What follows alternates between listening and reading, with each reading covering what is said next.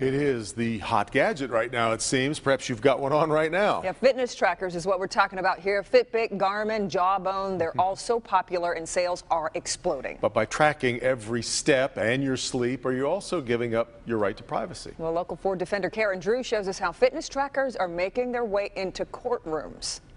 We have access to more information than ever, and we're also putting out more information about ourselves. Fitness trackers can capture every detail about how we spend our day and how our body performs along the way. And that data could prove very valuable to police, attorneys, insurance companies, and maybe more. From your wake time to your bedtime and all your steps and heartbeats in between, fitness tracker fans are logging real-time data about their every move, and with some devices, even logging their GPS coordinates. But will you regret that quest for steps? While, of course, the Fitbit or the fitness tracker can't yell out liar, the data itself can prove that a person was lying.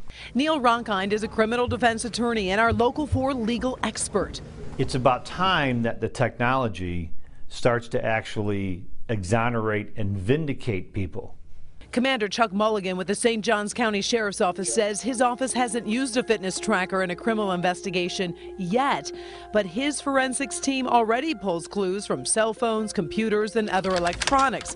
So he says wearable fitness trackers fit right in. Obviously, electronic devices and what they mean for criminal investigations is improving all the time, and it certainly is an avenue that allows us to further prosecutions. Fitness trackers have already popped up in courtroom cases.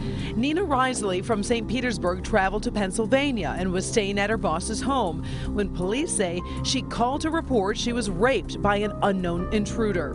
But police obtained Nina's Fitbit Surge device, and the Fitbit device showed Nina was awake and walking around the entire night prior to the incident and did not go to bed as reported. Police believe the steps recorded on her device prove Nina was awake and staging the crime scene instead of being asleep and ripped out of bed like she claimed. She was later charged with making a false report and tampering with evidence. The second case is the opposite end of the spectrum. A Canadian woman was injured in an accident more than 5 years ago before fitness trackers were on the market. Her lawyer is trying to have her Fitbit data entered into evidence to show her activity level now is low for a person of her age in an effort to prove her personal injury case.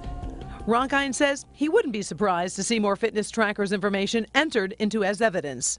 Because there's hard, physical, digital data that proves that their story is or was untrue, could face criminal charges for filing a false police report or for perjury.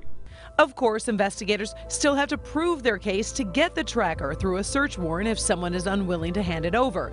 And they have to prove the person was wearing it during the time in question.